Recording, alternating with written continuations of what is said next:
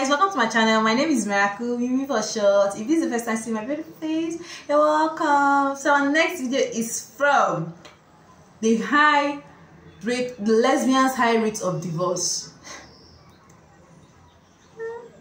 Hey, well guys, lesbians rate of divorce. Hey.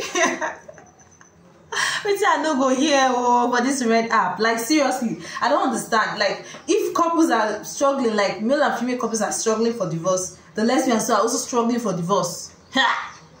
Hello. Okay, now why are you divorcing yourselves? I was thinking, oh, the men now are they now good for you? Or I don't know. But I think women understand women. So why are they hating on themselves now?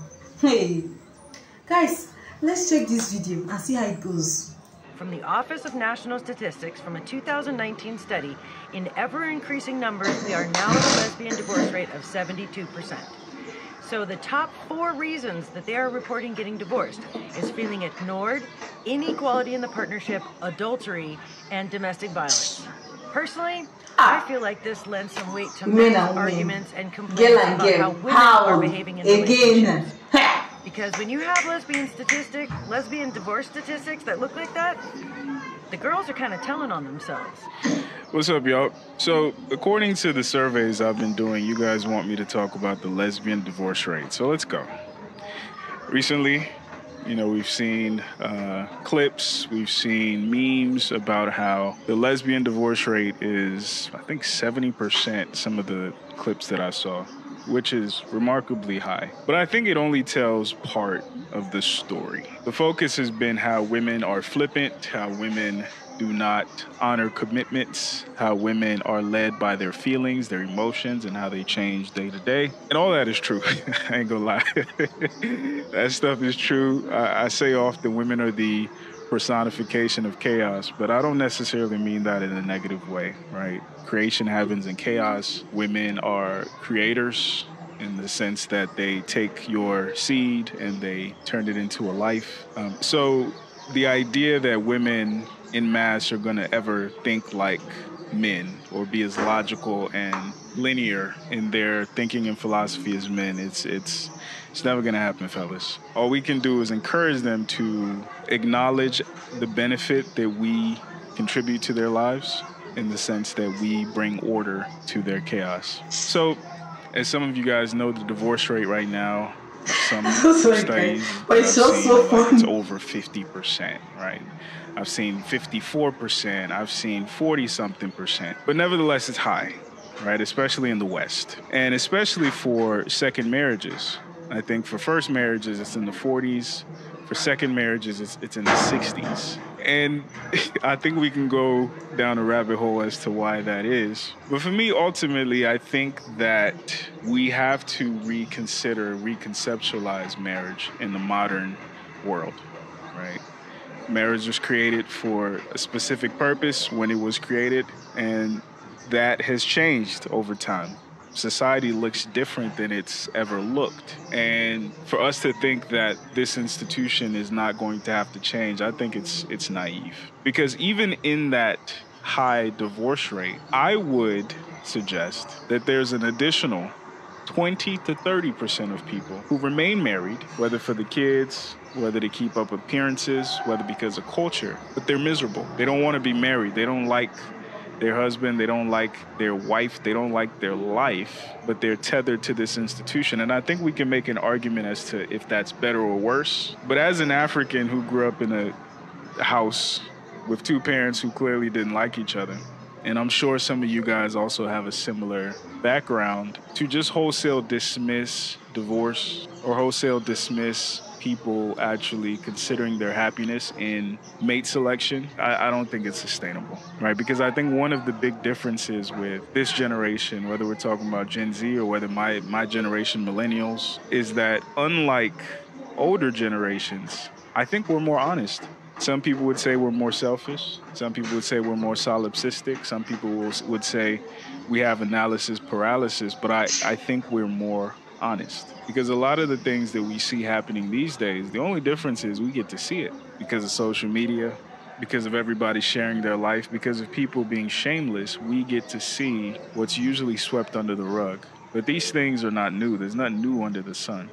And I think the high or growing divorce rate is just one more example of that. It's not that relationships are worse per se. I think it's more so this generation is just less willing to white knuckle it or grit our teeth through uncomfortable or toxic situations. And that's not all bad. Another thing that's brought up, 70% of those divorces are initiated by women, which again, I think is incomplete. Is that to say that women are not flippant? No. Like I said in the beginning, women are women. However, one thing that I know is because men tend to be so honor and commitment driven and principle based, sometimes we feel those same exact feelings that women feel, and instead of acting on it, we'll wait until she does. Of that 70%, there are a whole lot of men who checked out 10 years ago and were just waiting for their wife to pull the trigger. Let's keep it a bean. Of that 70%, there are people who are living separately, just like Will and Jada. But again, in order to keep up appearances, in order to not be the bad guy, I'll just allow her to file. I'll just wait until she's too miserable to keep up the charade. This happens too. And I think as women have become more empowered, women have more options, women are making their own money, the world is more accessible. The reality is some of the things that our grandmothers and great-grandmothers used to tolerate and used to grit their teeth through, they taught their daughters and their granddaughters that they don't have to do that. And again, that's not to dismiss the women who are flippant in their decision-making, whether in who they choose to mate with in the first place or the reasons why they choose to leave men. But that's just to say we need to add more color and texture into our analysis of this thing. Stats always don't tell the story that you think they do. As a matter of fact, you can make numbers and data tell whatever story you need them to tell, unless you're willing to zoom out and consider it in context and consider the nuance of some of the data that you're looking at. I mean, if you break it down fundamentally, 56% of marriages end in divorce. Like, think about, that's the ones that end in divorce. So how many people, what percentage stay together for the kids? Or because they don't want to give away half their shit. Another 10%? That's conservative. Conservative. But let's say 20%, okay? That's at least right. You now have a technology that fails 76% of the time. That's insane. That's insane. That's more likely than not. 76%. If I told you there's a 76% chance when you walk out the door today you're going to get hit in the head with a bowling ball, you would not go out, or you'd wear a helmet for sure. But people just continue to get married. Not only do they continue to get married, there's a presumption that you should get married, and if you don't get married, there's something wrong with you. Meanwhile, 56% end in divorce. It's literally fits the legal definition of negligence. His name is James Sexton. He's a 20-year divorce attorney. He also went through a divorce. And during one of his interviews, he called marriage a technology, in the sense that technologies are created to solve problems. And sometimes when that technology solves a problem, it creates another. Right? So, for instance, I think the example he used was like coffee mugs. The problem they solved is a way to hold your beverages. The problem it created is now people wanted to be stylish. Now people wanted to have cute sayings or different shapes, whatever the case may be. So now you need printing or you need ceramics to solve that problem. So it's a Faustian bargain. And similarly, marriage was created to solve very specific problems, namely strategic alliances, land, protection. And for us to forget that that is the foundation of the institution, I think is naive. I love gay people, but I don't believe in gay marriage because I'm a Christian. I believe marriage is between a man and a young woman sold by her parents in exchange for cattle, crops, and village safety. Because going into the 22nd century, those same reasons don't necessarily exist the same way, especially in the Western world. Guys, this thing is just, all this is just so hilarious and annoying. I don't even really, right now, my gender, I don't know if you that want. But like, I don't know if you that want. I don't know if you want to be dominant on your husband or what. I don't get. You're not the only emotional one here. You're not. Primarily defined by Hollywood. primarily defined by fantasy. Along comes romanticism and says, no, we are going to marry in a different way. We are going to marry by instinct. And the instinct is that somewhere along the line you will feel a special feeling, very, very special feeling inside, kind of excitement. And you don't know when it will strike you. Maybe you're at the bar, maybe you're at the swimming pool, maybe you're just waiting in line for something, but you'll spot somebody, and without necessarily knowing too much about them, indeed the romantics were quite keen on it happening without knowing anything about them other than simply seeing their face, you will know that's your soulmate. And so that special feeling has become venerated, and whoever, first of all, you don't question that special feeling. So, if you said to your parents, I've met somebody, and they go, oh, right, tell me what, you just say, I've had that special feeling, and everyone just, the waters part, and the couple moves forward, because there's been that special feeling. So once the special feeling is announced, you raise the flag, the special feeling has happened, and that's terrific. Of course, if you don't feel that special feeling, it's a bit embarrassing. Is something wrong with me, etc. So you may start to fake the special feeling. You kind of like someone, but you fake that you've had this romantic special feeling. Another guy I'm a fan of, his name is Alain de Botton, and he says that romance was created by unemployed European artists. When you think of a long walk on the beach, when you think of staring into the sunset, when you think of a lot of the things that we have now been socialized to think of as romantic, you can really only experience those things if, number one, you ain't got no job, or you ain't got no kids, or you don't have any real responsibilities, or you're super rich, and similarly, you don't really have those responsibilities. But the imagination of these poets, of these musicians, of these visual artists have painted the picture, pun intended, of how we see love and romance and what we prioritize in mate selection. And not just in mate selection, and also when we choose to mate select and choose to lock ourselves down. So obviously, it's not going to work. And furthermore, back in the day, even the process of mate selection was a team sport. Your brother needed to vet him. Your sister needed to vet him. Your father needed to vet him. Your aunts, your uncles, your mother needed to vet him. Because you thinking he's cute and you thinking he's smart is not enough. There's a saying, I like two heads are better than one. And I think part of the reason why we fail so miserably these days, men and women, is because we are resting on our own understanding, particularly when it comes to the most important decision we will ever make. And according to James Sexton, the most important financial and legal decision you will ever make. We're basing it on feelings.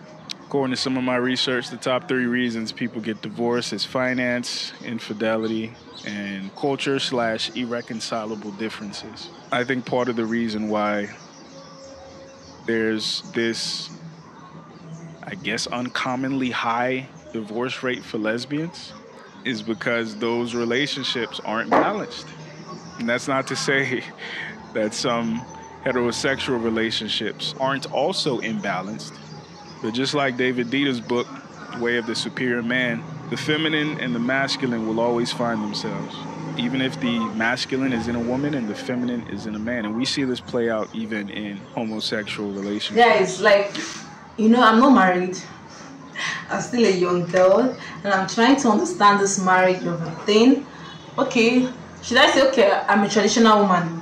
Yeah, as the outside country, the white people, how they say the traditional woman who will stay at home, cook, take care of your children, and balance, like, not necessarily be under your husband, but you have to respect him, honor him, see him as your crown. But like, guys, but some of my gender, what they like to do is that they just like getting into marriage. Some of them, maybe if they see her marriage is good, the wedding ceremony, the way people came, their showy, everything, it will start gingering them, and they will not know the nooks and crannies of marriage, but their body will be shaking. Oh, me too, I want to get married. Me too, I want to get married. Ooh. And some of them, they can't commit. Some of them, they can't sacrifice. Some of them, they can't humble, but they just want to do it. Just because others are doing, they want to enter into it. Some of them, they just want to enter and gain. They just want to, how should I say it? Maybe he has money. They just want to, it's not what they can, how will I put it? because he has money, they just want to go and make him dry. You know, some of them are lazy, they don't want to do anything. It's just to stay home, paint their nails, paint their face, blah blah blah blah blah blah, and demands for money that they are not even making. Like, I don't get. I know women, like, their thoughts, I'm a woman, so I know the way they think. I know the way they think. Like, they don't think straight. So why don't you guys, the men, help them to rewire their thoughts on how to become a traditional woman, traditional girl? Like, it will help you guys grow too. I think so. And as for the less, it's shocking me because this is the first time I'm hearing this one. Less divorce. So what happened to the men? Oh, you are divorcing because what you expect in the marriage is not working out, or what? I don't even know what to say. I'm really speechless, and it's just so funny. Like, seriously, it's just so funny. How will the relationship go well when two people don't want to humble? So who will be the man and who will be the woman? Who will be the female? Who will be the male among the two women? Yeah, who? When no one wants to listen to, maybe when they don't want to even listen to yourselves, everybody wants to talk. I am this, I am that, I am blah blah blah blah. So who will come and be the head of the family then? Guys, my advice, see, our grandparents, even our parents, they came, they saw, and they conquered in that marriage. I know it's not easy. Getting married is not easy. But for me, I feel that if a man is not abusing you in the house, beating you, doing all sorts of things, then I don't see why you can't endure the pains. You can't endure the things of marriage. Marriage is better for worse. So why did you go to that altar to make a covenant better for worse? Why don't you get your home, train your child, be yourself, pray together, come together, you talk about your problems together, talk whatever you don't like. I don't even know. I'm not married, so I don't even. Let me just leave that. Let me know your thoughts in the comment section. Watch, like, and subscribe to my channel.